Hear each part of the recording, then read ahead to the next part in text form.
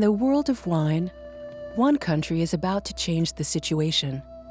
A country that never ceases to surprise the rest of the world, China.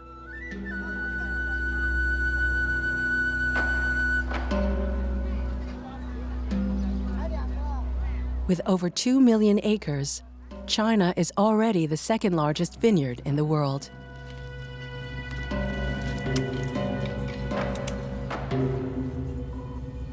Even better, the elite of its wine growers are ready to put bottles of great wines on our tables.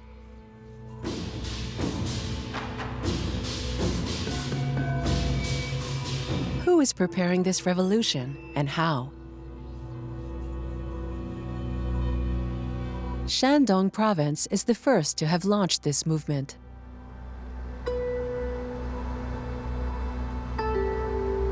The wine domains have flourished there in just a few years. They boast a climate close to that of Bordeaux in France.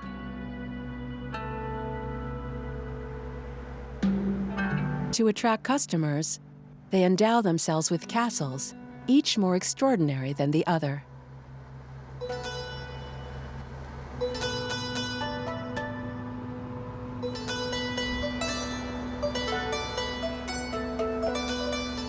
Here, one man is making his dream into an incredible reality, building no more than 300 castles in an area 23 square miles wide. A project representative of the excess of this country, where history writes itself so quickly.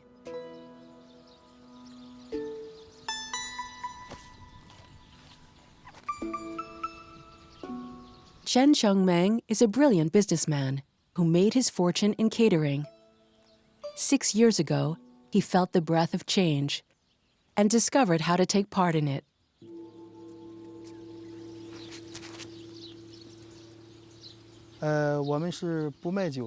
In our concept, we don't market wine.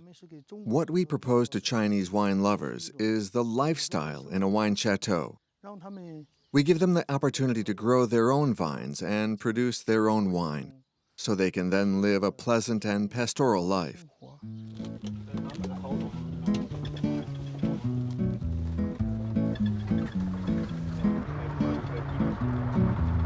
The future clients who come to visit the estate are just like Mr. Chen. They belong to this generation that have grown rich with the country. Being the owner of a castle, a parcel of vines, and bottles bearing their name is a style of life that this new social class dreams of. This very beautiful old-style building is Chateau number 9. It will be our Enology Academy and our wine museum. It's also a place to take wedding photos. You'll come across many couples on the lawns. And if you don't have the means to buy a castle, you can still get married. Romanticism doesn't miss a thing.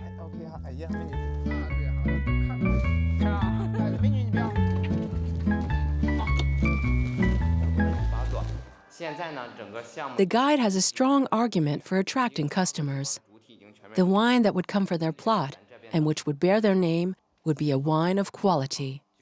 As far as winemaking is concerned, a former Lafite winemaker, Gérard Collin, does the work for us. He has more than 50 years of experience, including 32 years at Lafite. He lives in Chateau number 7. We often see him in the vineyards and the cellars. With the help of this great master, our wines have never ceased to win national and international awards.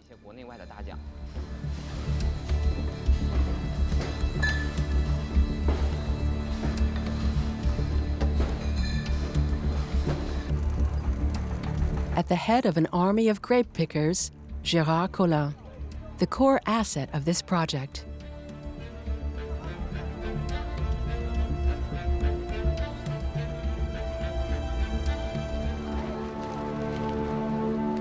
As the harvest begins, he has his eye on everything. This is not Sauvignon Blanc.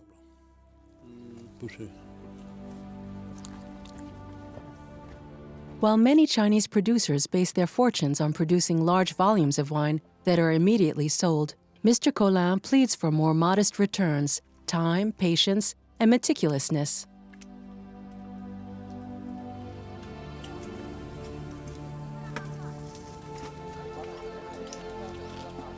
Gérard Collin has seen 54 harvests, including 17 in China. He is one of the first foreign oenologists to have believed in the potential of Chinese wines.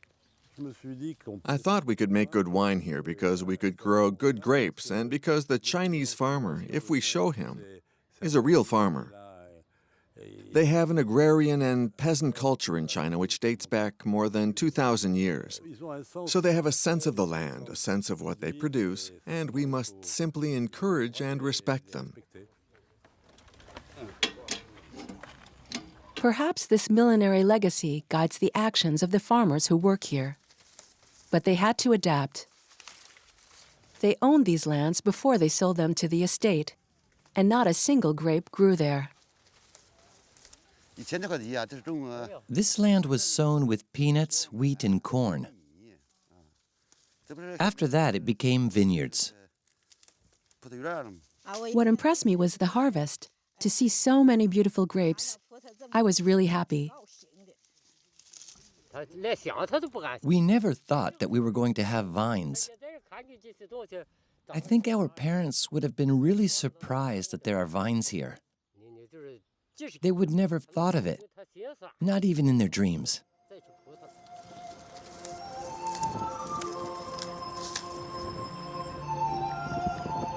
The vineyards are spreading to the province of Shandong.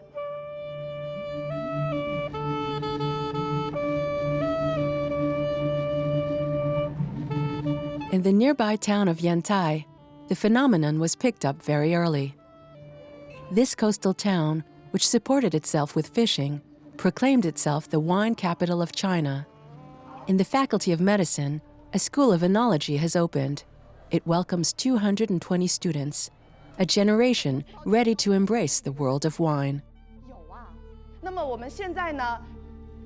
We'll begin Chapter 3 of the introduction entitled Wine and Health. The conviction that wine is good for the health is the key to its growth in China. A great deal of scientific research has irrefutably proven that the grape can be used against cancer, cholera, and smallpox.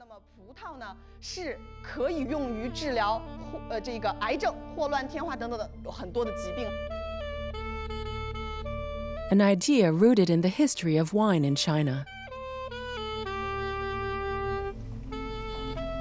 This history is very old. Professor Liu explains this to his students.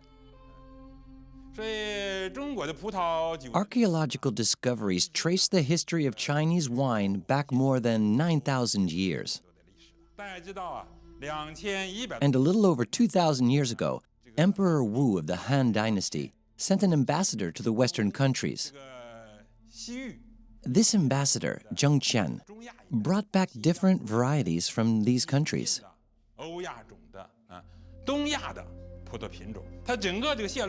In general, trade followed the Silk Road. We can say that it's the politics of openness that allowed varieties from Central Asia to reach China.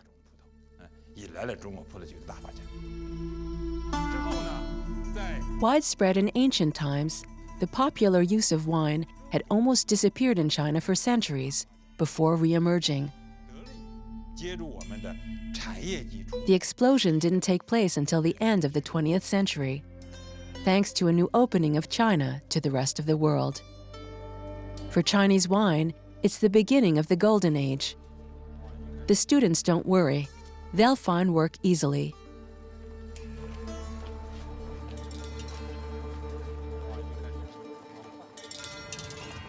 Many of them will head west, where a new pioneering wine frontier is opening up. Ningxia, a desert plain bordered by the Helan Mountains. Here, coal is especially produced until this day, but these poor lands are also suitable for vines. And when a bottle of wine fetches more than a ton of mineral, the calculation is easy. The authorities decided to transform this austere landscape into a vineyard. The decision has made Ningxia into an El Dorado for 200 viticultural companies ready to tackle the desert. Here they're sorting the stones. Afterwards, they'll plant the vines. Emma Gao was one of the first to attempt this adventure.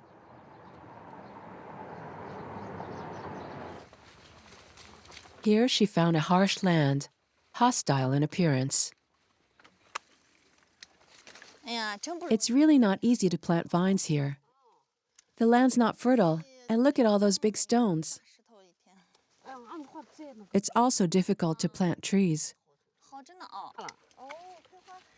But the desert hides a real terroir.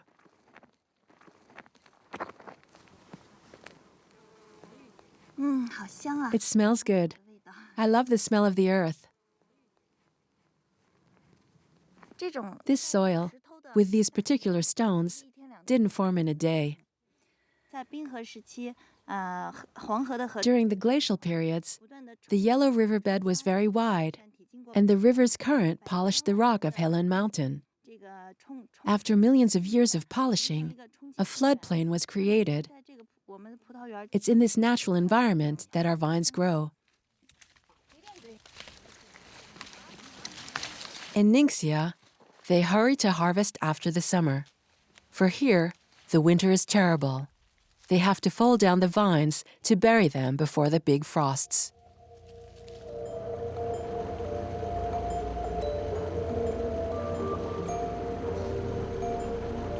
With a vineyard underground from November to April, the grapes only have a short time to mature.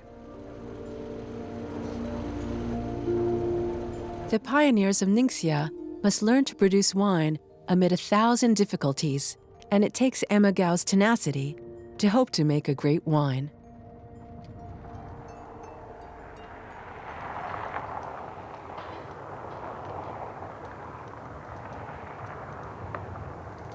She leaves for the city where her parents live. It's here in Yinshuan that her fate had been sealed. In this small vineyard which withstood urban pressure. The plot belonged to her father, a former civil servant. He was the one who felt the wind of history and who first sought a piece of desert to make wine there. Look, on this one, the soil has been cleared. Lucky you bought that old tractor. One day, while traveling in France, he made the decision that would change Emma's life. I saw that wine had great potential. So once I got back to China, I decided to send her there to study. At the time, I had a customs post in Shandong. He called me and he said, "Are you happy with your work?" I told him in a few words and he said, "Yeah, it lacks a future." I said, "And what would I learn and where?" He said, "In France." And I said, "Okay, but I didn't know what I was going to learn." She was still young. She didn't know what it entailed, but as soon as she discovered wine, she loved it. After 3 years of studies in Bordeaux, Emma returned to China with a diploma in oenology in her pocket and a husband on her arm.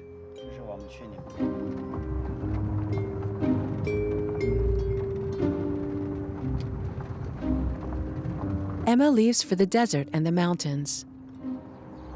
On the way, she passes by the village which borders her domain. Shepherds live there. They cultivate corn for their animals. And here the shepherds also work in the surrounding vineyards. The rural world is changing, encouraged by the official slogans that cover the walls. Let's be the vanguard that develops the countryside. Shepherds at the harvest, a coal region that turns to wine. China constantly adapts and invents itself by bringing to life its most ancestral traditions.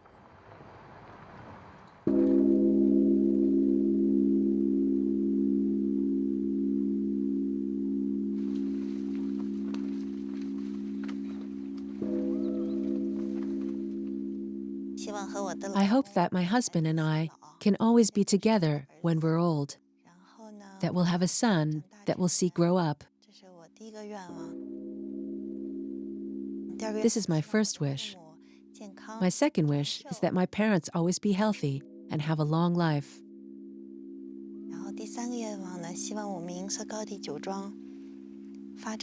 My third wish is that my estate grow well, that it live for more than 100 years.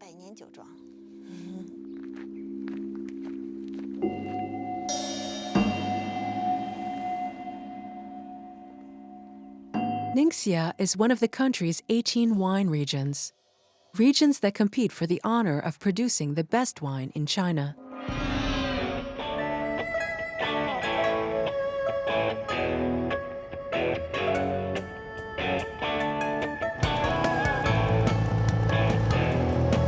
Born in Taiwan, Tom Xu is the head of a global smartphone brand in China, a cell phone king who's passionate about wine.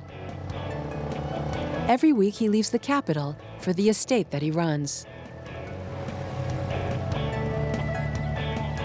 The domain was founded in the wake of a former Franco-Chinese joint venture, the result of the opening of the country to exchanges and cooperation. Mr. Xu has embarked on a quest to learn how to produce the best possible wine. Those who work for him have no other mission. And while not a single bottle is yet on sale, Maria's work in the vineyard and Doshen's work in the storehouse are already bearing fruit. What's this? That's, The medal for the best enologist of the Zhejiang region. That's yours.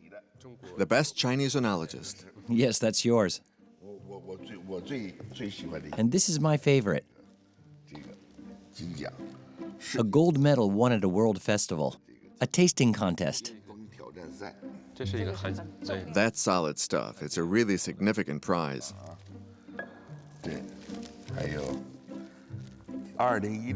Summit of Chinese Wines 2016.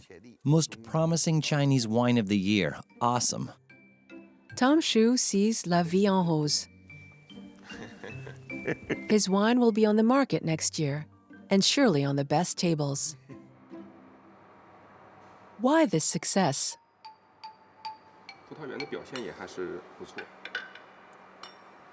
Doshen, the cellar master, and Sean Lin, an expert from the US, spend their time testing, experimenting, and comparing the evolution of the juices and their fermentation.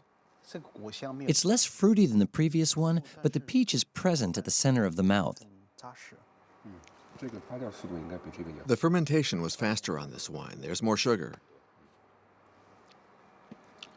Not bad. We should keep our eye on this one. It has potential. For a long time in China, any mixture of grape, water, dye, and artificial flavor could be called wine.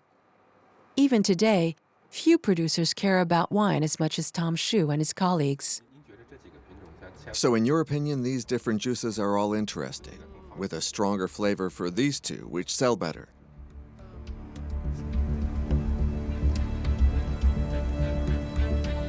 The Shea master and the wine expert tirelessly seek out the most promising cépage and the best adapted to the climate of the valley.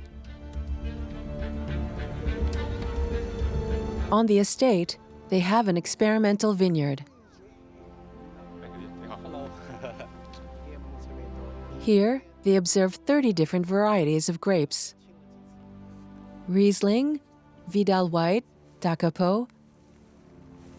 A fantastic selection of grape varieties to find the best seller for years to come. It's much better. When you come here, it's like having a canvas to paint, a blank canvas. The different grape varieties are like the different colors for a painter. We're also artists. We like this artistic aspect. That's it. Sometimes you cannot imagine the result of new assemblages and different methods. And suddenly, wow! It even exceeds our hopes. That's what makes us most happy. Night falls on the estate, but their mission continues in the dark. Mr. Fang will continue the nocturnal harvest.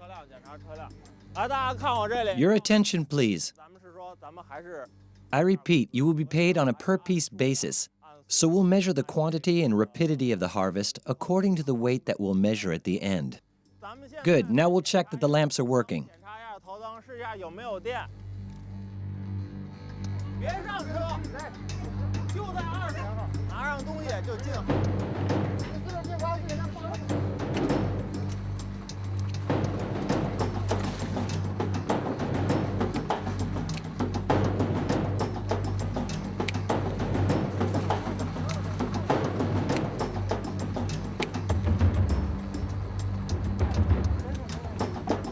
They must move quickly to harvest the plot before the sun returns.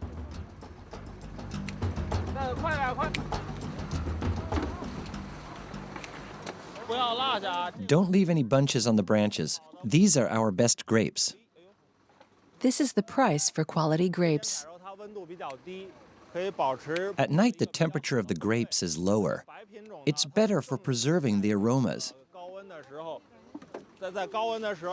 The white grapes especially are particularly sensitive to higher temperatures and oxidation. When one drinks white wine, one senses a kind of freshness. The nocturnal harvest is useful for the preservation of these aromas. The harvesters gather over 33 tons that night. In the morning, calm has returned to the vineyard and around this strange edifice. The reconstruction of a watchtower. The advanced fortifications of the Great Wall of China cross Mr. Shu's domain. In the old days, it protected the empire from invasions. But when Tom Shu comes here to contemplate the vineyard, he dreams of conquests beyond borders.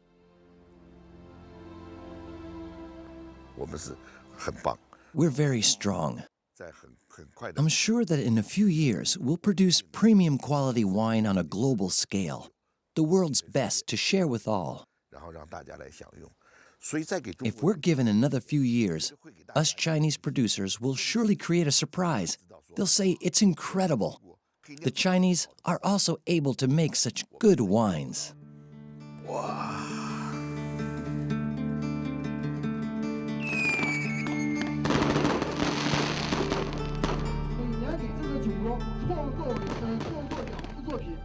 China's wine regions are celebrating. They're celebrating the harvest. This is the opportunity for Mr. Chen to share his dream with the optimism of conquerors. I intend to work with all the owners to achieve a miracle in the field of wine to realize our Chinese dream, the dream of our castles, so that the whole world will love our wines, to create a brand that will last. I hope we'll have your support and your affection. Thank you all.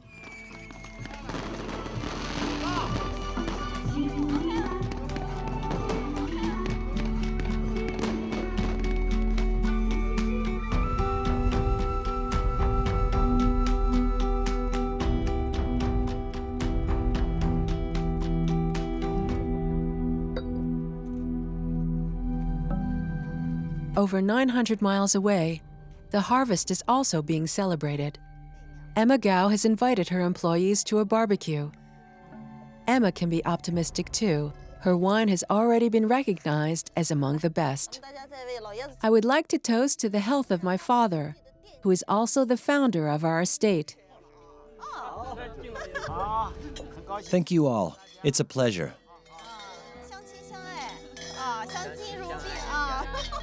Here's to mutual respect.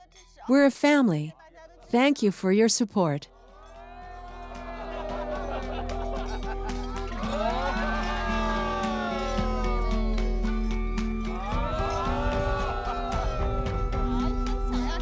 This is one of the faces of this open China.